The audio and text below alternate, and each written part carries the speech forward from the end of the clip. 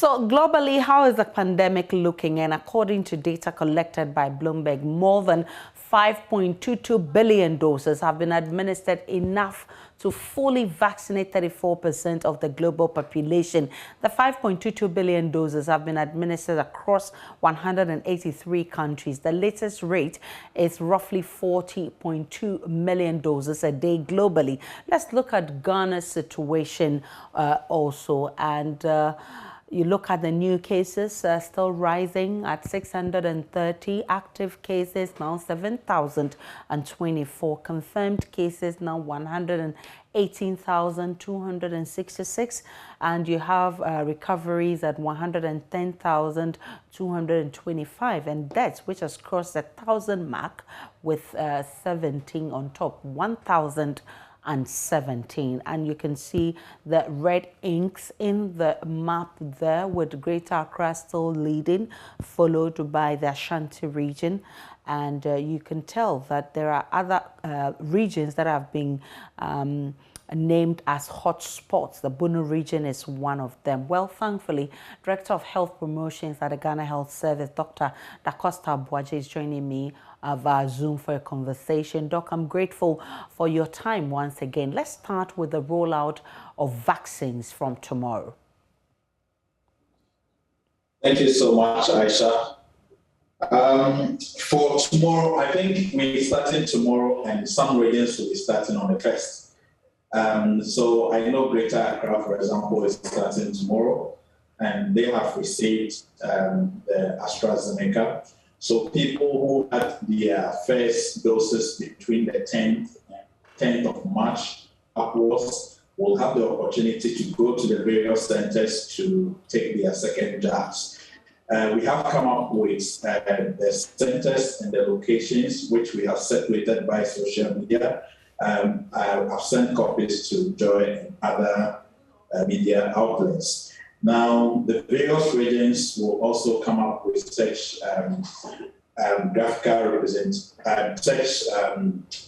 obviously locations in their various regions and circulate it locally. The most important thing, yes, that's what you displayed on the screen. The most important thing is we must encourage our brothers and sisters who had their first shot in the between the 10th and 29th to please go for their second jabs. And when they go, they should obviously still comply with the COVID-19 safety protocols, where they will go with their face masks, and they have to socially distance and make sure that they are not crowded.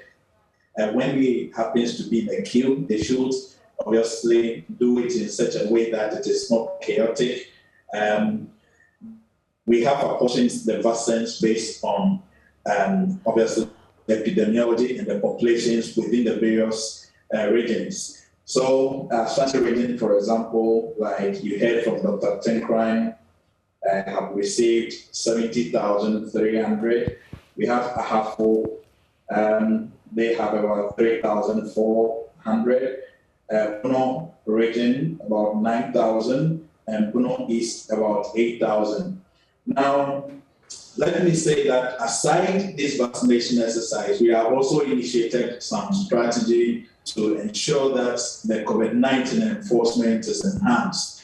And we started the program about 2 weeks ago, but we are now engaging various groups like the religious leaders, like the traditional leaders, the media, the business community, CEOs and managers of organizations, to obviously make sure that they implement this. And what is this program? It's called the peer-to-peer enforcement strategy, where citizens obviously serve as a check for on their colleagues. So, for example, if you are going to board a truck, what you have to make sure is that the driver and the mates are both on face masks, and you yourself should be on face mask. And if you happen to sit beside someone without a face mask, you draw the attention of the driver or the mate to obviously insist that the person who is sitting next to you have a face mask. Other than that, the person should be dropped. So if you do not have a face mask, you don't have to transact any business with anyone. So, it's going on well. It's going on well.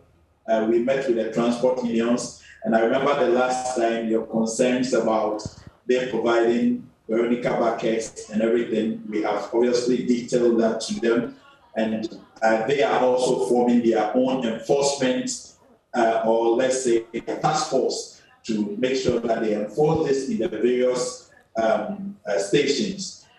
For the churches, we have just engaged the religious leaders and from Greater Accra, majority of the churches represented, and they are also going home with a message that they have to make sure that they do self-enforcement in their various churches. The Muslim groups were also here. We have also details saying to them, and they are also going to enforce. And we've tasked them to form various task force to make sure that as Ghanaians, we all check on each other to make sure that we comply with the face mask and the other safety protocols. Dr. Da Costa, we are also aware about we're aware of the Modena and Pfizer vaccines that we've received in this country. When will those inoculations begin? Okay, thank you. I think, what I know is we are to receive Modena and Pfizer.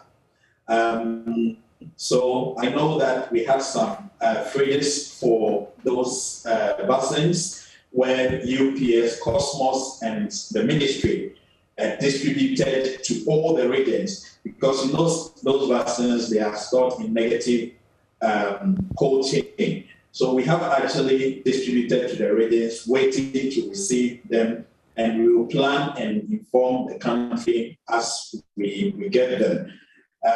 But what I think Dr. Insasa was saying, that the country is now ready to receive all the vaccines that have been approved by the FDA.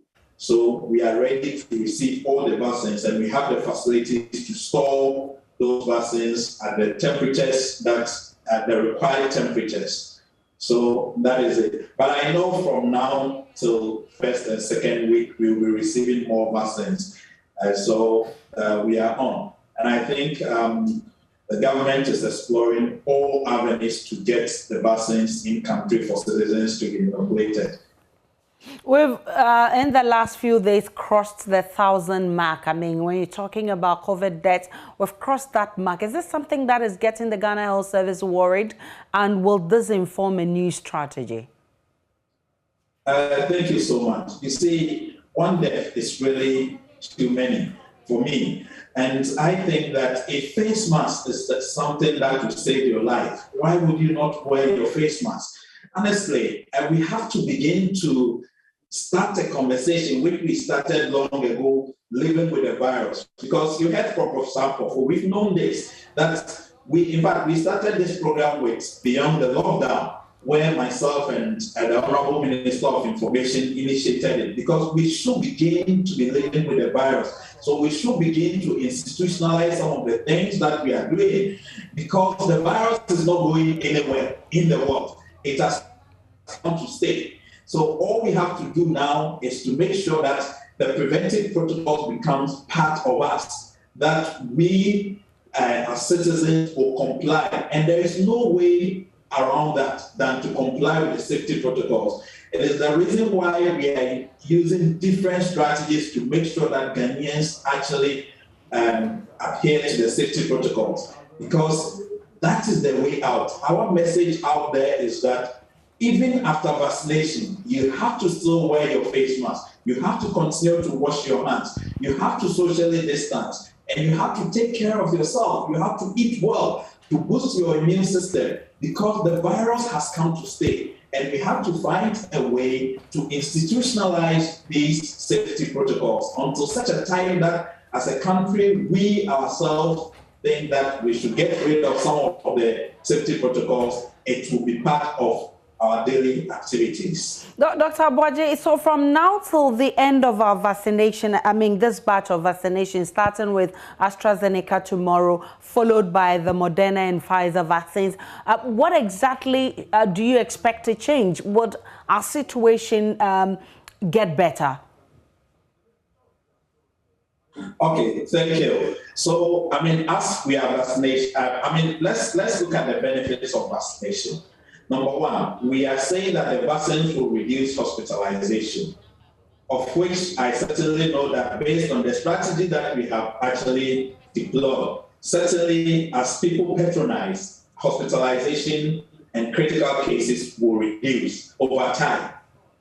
Secondly, we are saying that some obviously few others who will get the vaccines might not even get the virus at all. That depends on immunity and other factors. So that's the second point. And I mean, from what I have described, you certainly know that some people will also still get the virus even after vaccination. So the thing is, we are left with the safety protocols. And that is what we should obviously use to complement whatever that we are doing.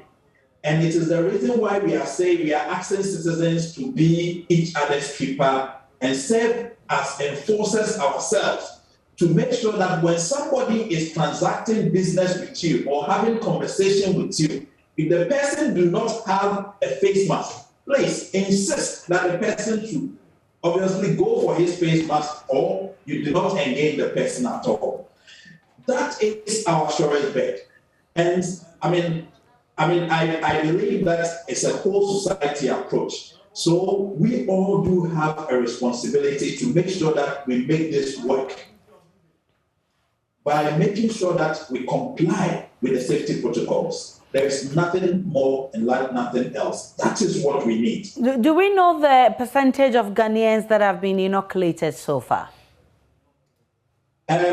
Yes, I think maybe about 5 to 6%. I have to check. I must be honest. I have to check.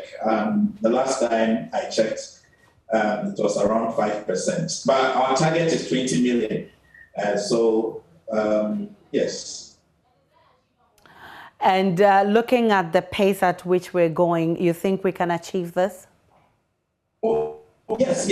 Honestly, I believe that we can achieve it. You see, the good thing about Ghana is that we have a very robust, expanded immunization program. And our health systems are the structures we put in place over years are very robust. So for this reason, immediately we get the vaccines, we are able to deploy, we are able to give it to the citizens over a short period. So all we are waiting for from the Ghana Health Service point of view is for the vaccines to arrive. We will just plan around 1 or 2 days, then we deploy. And we have shown this by, obviously, remember, even some of the AstraZeneca that we gave, the one that went to Congo, it was near expiry date, but we were able to obviously give to get the Ghanaian population within the shortest possible time. So I believe that for us, from the Ghana Health Service, we don't have any problem obviously inoculating 20 million people within the next 4 months. The most important thing is availability of the vaccines. Once we get the vaccines, we are good to go. Even this one that we have, we are using only between 4 to 5 days to do it. The Johnson & Johnson, we received about 177,600. As we speak, we've deployed the majority. And let me also say that we reserve some of the Johnson & Johnson for the various parts of the country. And along this exercise, we will be doing, we will obviously be inoculating people with the Johnson & Johnson without Greater Accra and Ashanti. But the regional directors will come up with a strategy of doing that as well.